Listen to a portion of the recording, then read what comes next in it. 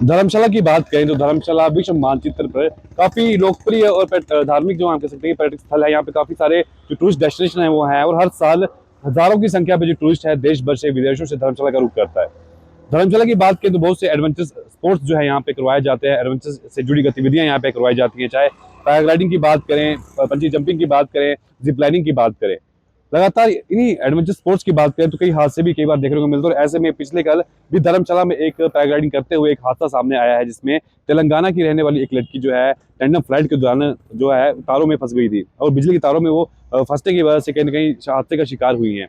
इसी हादसे की बात करें तो इस हादसे को लेकर आज कुछ बातचीत पुलिस प्रशासन के जो अधिकारी हैं उनसे करेंगे, क्योंकि जब ये हादसा वहां पे हुआ था उसके बाद पुलिस प्रशासन की टीम वहां पे पहुंची, एसडीआरएफ की टीम वहां पे पहुंची, साथ ही प्रशासनिक जो अधिकारी हैं वो भी वहां पे मौजूद हुए थे।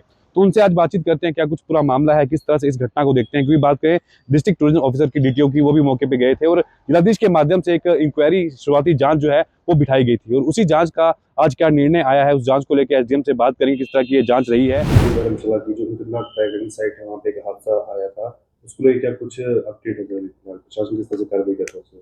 जी, पिछले कल तकरीबन पौने 5 के आसपास हमें इन्फॉर्मेशन आई थी कि एक टैंडम फ्लाइट जो है वो एक दाड़नू के पास हमारी जो डेजिग्नेटेड लैंडिंग साइट है उससे काफ़ी पहले एलटी केबल्स में फंस गई है।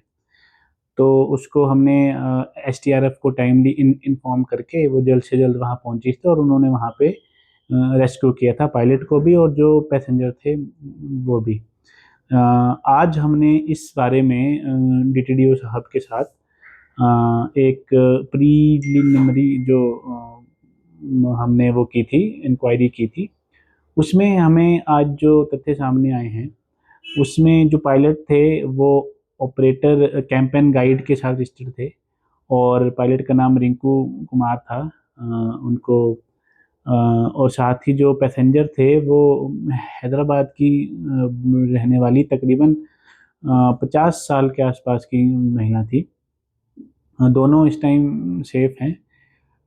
इसमें जो अभी हमने प्रीलिमिनरी जो इंक्वायरी की है उससे जो हमें पता लगा है वो ये है कि जो ऑल्टीट्यूड था फ्लाइट का वो एकदम ड्रॉप हो गया।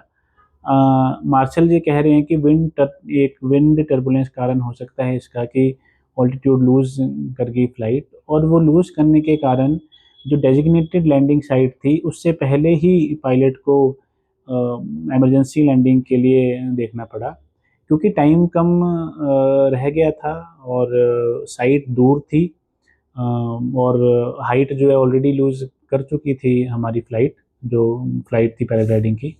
इसलिए उनको इमरजेंसी फ्लाइट वहीं पे करनी पड़ी दाड़नू के पास और वो एलटी केबल्स में वो फंस गए।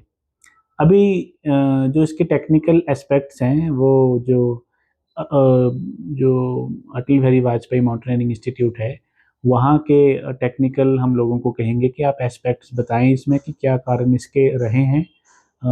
साथ ही साथ जो और पायलट्स हैं उनसे भी हम बात करेंगे और डीटीडी सर ने ये भी डायरेक्शन दी हैं कि जो जो इनकी गोप्रो की रिकॉर्डिंग होती है एक फ्लाइट की उसको भी देखा जाएगा।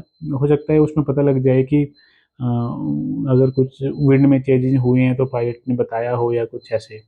लेकिन अभी थैंक्स टू गॉड की कोई कैजुअलिटी नहीं हुई, जो पैसेंजर थी वो भी सेफ़ हैं, पायलट भी सेफ़ है और पायलट बताया जा रहा है कि काफ़ी एक्सपीरियंस्ड पायलट थे। आज तक उनके करियर में ऐसा नहीं हुआ, बट क्योंकि ये हैं ही एडवेंचर स्पोर्ट्स तो इसमें हमेशा एक जो रिस्क तो बना रहता ही है।